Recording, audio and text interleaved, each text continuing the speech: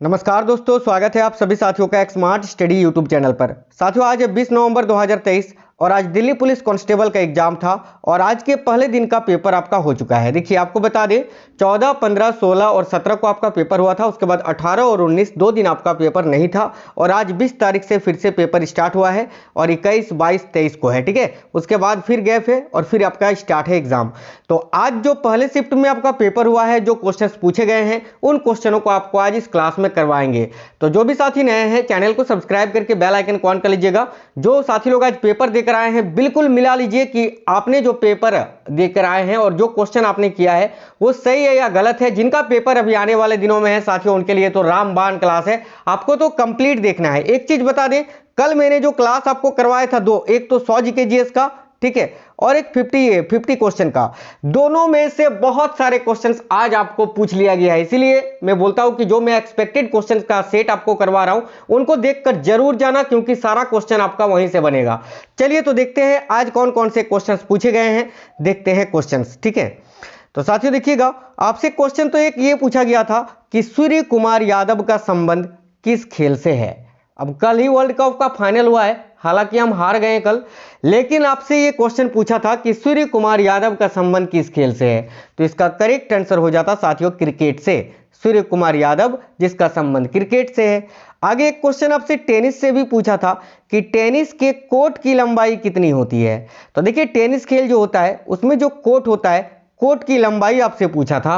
तो यहां पर ऑप्शन पे डिपेंड करता कि अगर आपको फीट में दिया हुआ था तो 78 फीट करेक्ट आंसर हो जाता, और अगर आपको ऑप्शन मीटर में दिया हुआ था तो साथियों 23.77 मीटर आपका यहां करेक्ट आंसर हो जाता।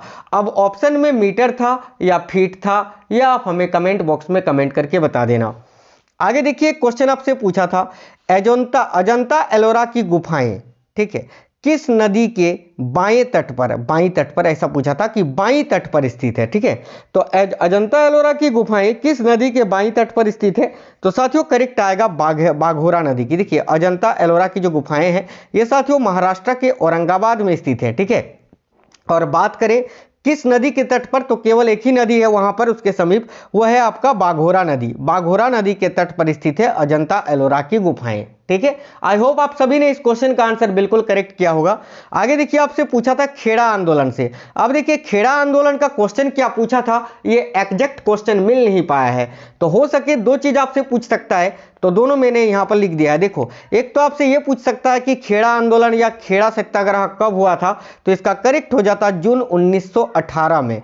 और आपसे अगर यह पूछा था कि इसका नेतृत्व किसने किया था, तो करेक्ट आंसर हो जाता महात्मा गांधी। अगर ऑप्शन में महात्मा गांधी था तो महात्मा गांधी हो जाता, या फिर अगर आपके ऑप्शन में सरदार वल्लभ भाई पटेल था तो सरदार वल्लभ भाई पटेल भी आंसर होता। क्योंकि देखिए, खेड़ा सत्याग्रह 1918 में गांधी जी ने सरदार वल्लभ भाई पटेल के साथ किसानों का समर्थन किया था।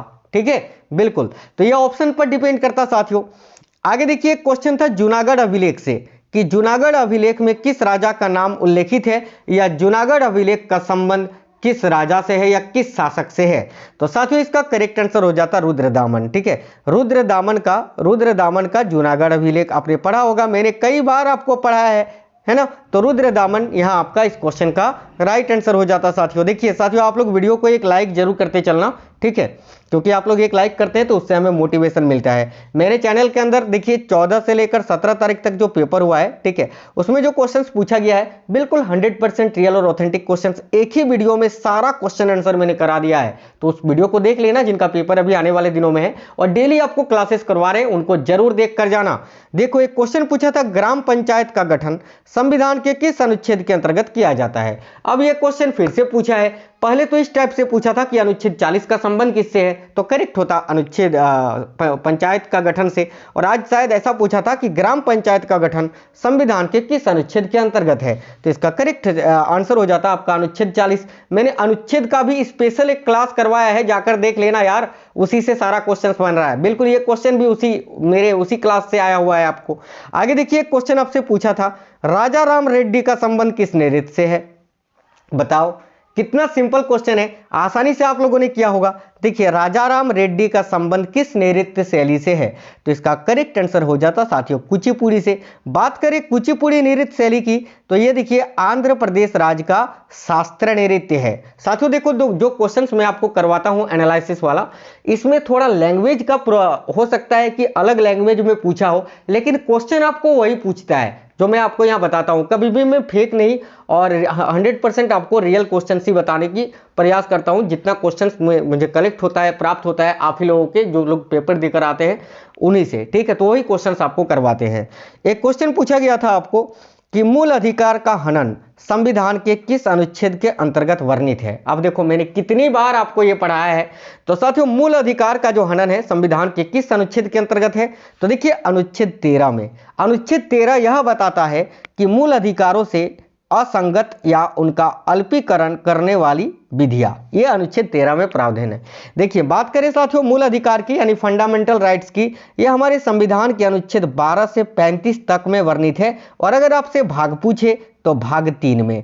और अगर आपसे यह पूछे कि मूल अधिकार को भारतीय संविधान में किस देश के संविधान से लिया गया है, तो याद रखिएगा यूएसए से, है ना। आने वाले शिफ्टों में काम आएगा आपका। बिल्कुल अमेरिका के संविधान से लिया गया है। और अगर आपसे पूछे मूल अधिकारों की कुल संख्या कितनी है वर्तमान में, तो याद रखना 6, ठीक है, 6।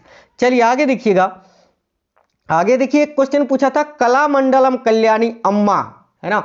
कलामंडलम कल्याणी अम्मा का संबंध किस नृत्य से है। बहुत ही अच्छा क्वेश्चन था। तो देखिए कलामंडलम कल्याणी अम्मा का संबंध साथियों किस नृत्य से है, तो मोहिनीअट्टम इस क्वेश्चन का करेक्ट आंसर हो जाता। मोहिनीअट्टम जो कि केरल राज्य का नृत्य है ना, केरल से संबंधित है। तो मोहिनीअट्टम यहां आपका करेक्ट आंसर हो जाता। कलामंडलम कल्याणी अम्मा का संबंध किस नृत्य से है, तो मोहिनीअट्टम से।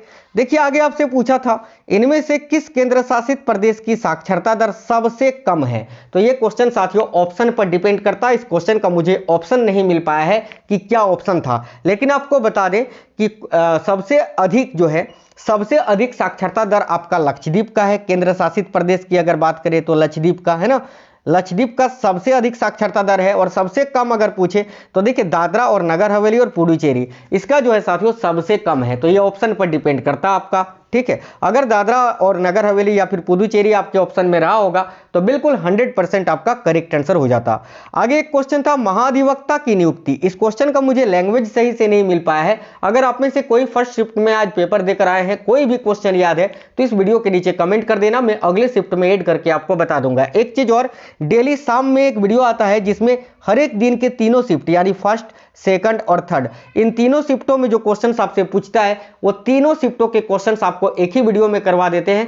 शाम में 7 बजे तक जो है वो क्लास आपको चैनल के अंदर मिल जाता है। आप लोग उस वीडियो को देख लिया करना डेली, ठीक है।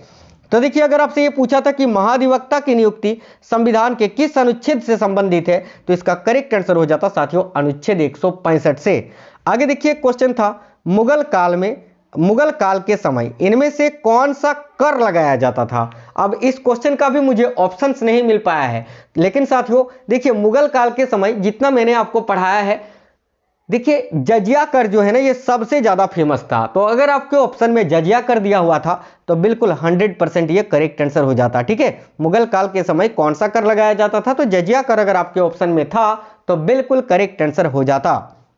देखिए आगे अगर क्वेश्चन देखें तो इंडिया विंस फ्रीडम पुस्तक के लेखक कौन है। कल ही मैंने पढ़ाया है यार, कल ही मैंने पढ़ाया है, क्लास उठा के देख लो, कल ही मैंने पढ़ाया है दोनों चैनल में ये क्वेश्चन। और देखो आज पूछ भी लिया कि इंडिया विंस फ्रीडम पुस्तक के लेखक कौन है, तो क्या बोलोगे सर मौलाना आजाद, मौलाना अबुल कलाम आजाद, है ना। बिल्कुल मौलाना अबुल कलाम आजाद यहाँ आपका करेक्ट आंसर हो जाता। देखिए एक क्वेश्चन पूछा था इनमें से कौन सी गुफा बौद्ध धर्म से संबंधित है। अब बौद्ध धर्म के बहुत सारे गुफाएं हैं, है ना, बहुत सारे गुफाएं हैं। अब देखो ये क्वेश्चन ऑप्शन पर डिपेंड करता। इस क्वेश्चन का भी ऑप्शन मुझे नहीं मिल पाया साथियों, लेकिन क्वेश्चन ये था कि इनमें से कौन सी गुफा है जो कि बौद्ध धर्म से संबंधित है। देखिए अब ये जो 2 क्वेश्चन है, इन क्वेश्चनों पे मुझे थोड़ा डाउट है। आप लोग बताना कि ये 2 क्वेश्चन पूछा था कि नहीं आज के पहले शिफ्ट में। पहले ही बता देता हूं ये क्वेश्चन डाउटफुल है। देखिए क्वेश्चन ये था, किसी का कहना है कि सर आया था, किसी का कहना था कि सर नहीं आया था। एक क्वेश्चन था संविधान का अनुच्छेद 148 का संबंध किससे है। तो देखिए अगर आपसे ये पूछा था कि संविधान का अनुच्छेद 148 का संबंध किससे है, तो करेक्ट होता भारत के नियंत्रक एवं महालेखा परीक्षक की नियुक्ति से, है ना। इसमें यह बताया गया है कि भारत के राष्ट्रपति भारत के नियंत्रक एवं महालेखा परीक्षक को नियुक्त करेंगे। ठीक है। एक क्वेश्चन पूछा था कि संविधान के भाग 2 का संबंध किससे है। तो देखिए संविधान का जो भाग 2 है वो साथियों नागरिकता से संबंधित है। ठीक है, नागरिकता से संबंधित भाग 2 है और अनुच्छेद पूछे तो याद रखना 5 से लेकर 11 जो है यह नागरिकता के बारे में बताता है।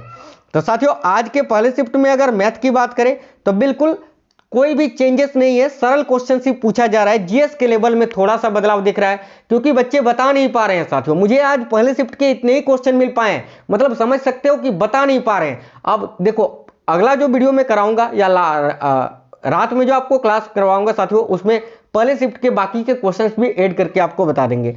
मैथ की बात करें तो 12 से 14 क्वेश्चन इजीली कर सकते हैं 15 में, और 25 में कोई तो बिल्कुल 25 में 25 कर रहा है, मतलब कि बिल्कुल सरल क्वेश्चन आ रहा है। और कंप्यूटर के लेवल में थोड़ा सा जो है दिक्कत आ रही है।